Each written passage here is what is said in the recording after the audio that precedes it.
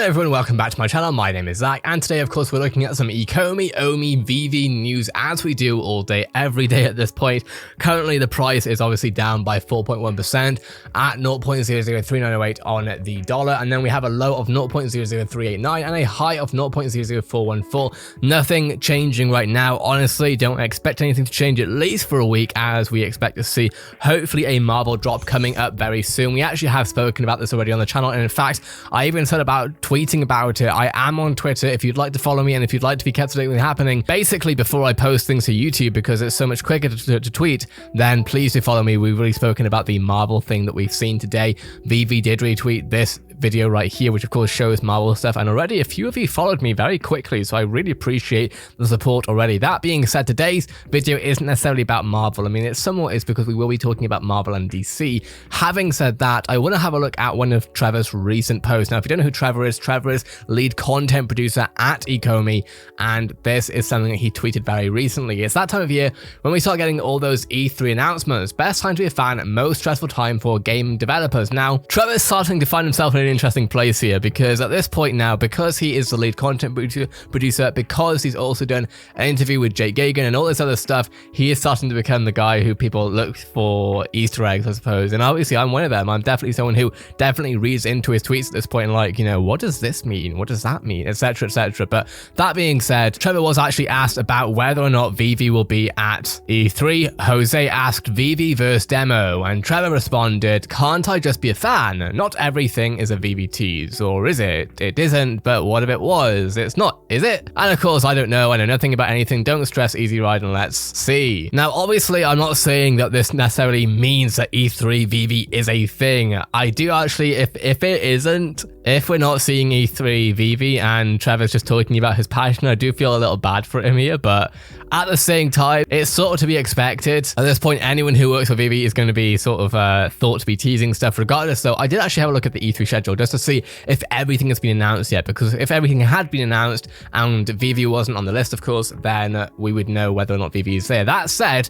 I'm looking at an article from about a week ago, everything announced so far, and it seems that not everything has actually been announced yet. Like, we have some information about when it is and the fact that it'll be a live stream, etc. But realistically, we actually don't have any information, or at least all the information on everything that we have so far. We have a schedule so far. We are going to have the Ubisoft Forward. We're going to have PC Gaming Show, the Future Games Show. We're going to have, of course, all these different developers talking about their own games, etc. But I don't believe everything has been released yet. That being said, I also don't know whether or not June is too early. We're only, like, really a month away roughly from this. I don't know if VeVe is ready. VeVe might be ready. We don't know. But it would be interesting to see VeVe at E3. But personally, I think that it's a little early. I could be really wrong though, and honestly, I hope I am wrong. Having said that, Trevor also tweeted yesterday the 3 more new brands kicked off this week. Well over 100 NFTs in development right now. Love making new VeVe collectible content for this awesome community. How awesome is this to see now? I think it's already been confirmed that they had over 150 licenses maybe, by Reese Skellen. And having said that, it seems that over 100 of those licenses, I guess, are finally in development, which is awesome to see. Now, someone had a question about what does 3 more new brands kicked off this week mean? Because does that mean that we're going to see 3 new drops straight away? Does it mean that the licenses have just come through and that they're now going to start developing them? How does that mean? And someone actually asked this, someone called You Already Did on Twitter.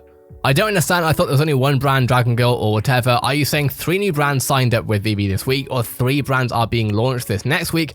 3 new brands kicked off development. Now, of course, if we tie in 3 new brands kicked off development with this, love making new VeVe collectible content for this awesome community, my guess is that essentially they have over 100 NFTs now being worked on, and just now over the past week, they've also started working on 3 new brands NFTs, which means I think we're going to be eating well this year. It's going to be really interesting to see how they work on this, what the cadence is going to be. Right now, from what I understand, we see a new NFT roughly every week. We're going to be seeing the new season come up on May 20, which of course is 4 days from now.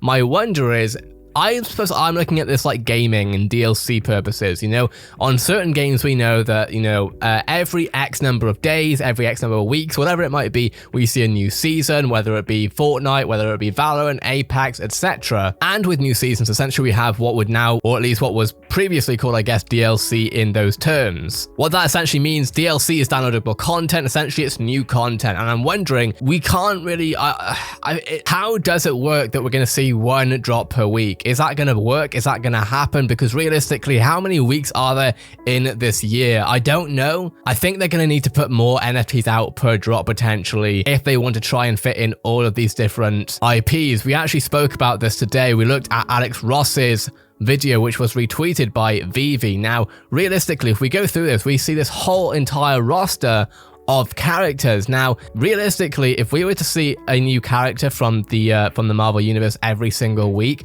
but only see that as an NFT, that would take like the entire year. So my guess is that we're going to start seeing multiple NFT drops every single drop, and that would be amazing to see. Imagine having even them sort of sprinkling this in. Say they put in, you know, 4 characters one drop, they put in 3 characters another drop, etc., alongside other IPs. And this is the other thing I actually wanted to talk about. Someone on Twitter called T Squid actually said, seems kind of weird that both DC and potentially Marvel would both give licenses to the same company. Thinking phase.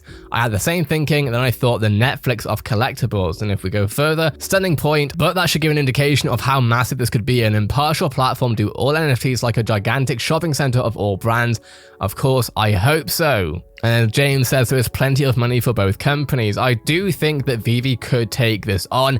Obviously, it comes down to whether or not Marvel and DC are okay with it, but realistically, at the end of the day, if Marvel platform users are also seeing DC, essentially they can pull the audiences together. Realistically, people who watch Marvel watch DC too. What is the point in separating the audiences when both companies can just make heaps of money? We both know, we all know that essentially Marvel will make many, many millions. I mean, just thinking about the fact that Dragon Girl made just under $1 million, roughly around 800,000, we think, based on what VeVe told us through the blog post, it's essentially very clear to me that we're going to see tens, if not hundreds of millions, if not, you know, over time at least, maybe even billions of dollars regarding Marvel and DC collectibles. So why would they not want to lose out on that for exclusivity purposes? It doesn't make sense. Now, obviously, sometimes companies do things that don't seemingly make sense, so it still might not be a thing, but I do think it is, especially if we have a look at Alex Ross's Twitter account, right? If we go over to his website, now this isn't necessarily confirmation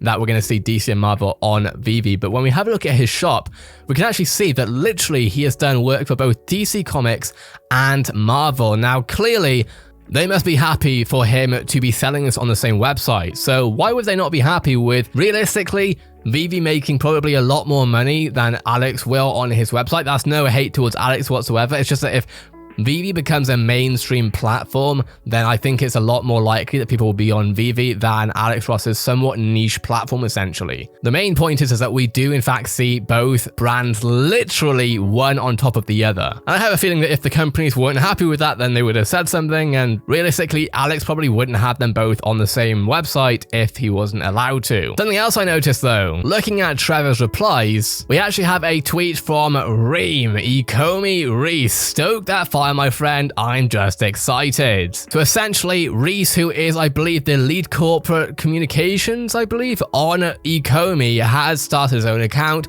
I would highly recommend that you follow him because he literally only started posting, I mean, he has 1, 2, that's a reply though. He literally has 1 actual tweet, and that's a quote tweet. He's retweeted once, he has replied to a few people here and there. He retweeted Trevor's tweet right here, but what I'm getting at essentially is that this account has like maybe, I don't know, 10 tweets, so it's definitely very early. I would definitely recommend that if you're interested in seeing what's happening with VeVe, especially obviously if you're holding OMI, it's a good idea to follow the guy who is the lead corporate communications manager on it. He talks about a lot of this stuff, or at least he has done it in interviews. I believe the most recent interview I watched with him was with Taps Trades, but let me know what your thoughts are on E3, on seeing VeVe and Marvel and DC all working essentially together, maybe not totally together, but essentially pulling the audience together so that they can all make heaps of money. And of course, for all we know, we could see VeVe at E3. I genuinely kind of think that this is simply just Trevor getting excited about E3, but realistically, if this is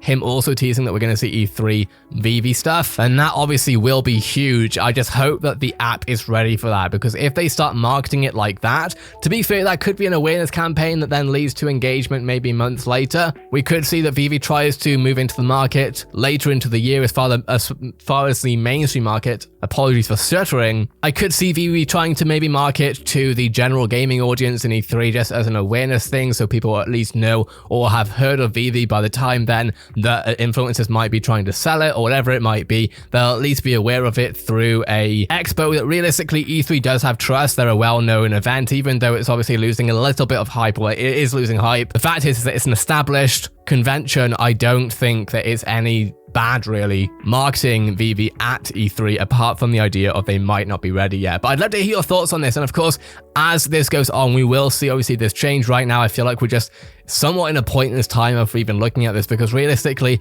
nothing crazy is happening. Obviously we have speculation with Marvel and stuff, which realistically VeVe quote tweeting or retweeting Alex Ross's tweet here, it just feels like an obvious thing with all the teasers and with all the speculation that we've had over the past few months with Marvel and VeVe. I think it could happen. I think it's not only could, I think it is happening. But let me know your thoughts on this and everything I've spoken about. Thank you all very much for watching. Have a great day. Make sure to subscribe if you're interested in what I'm posting, and I'll see you in the next video.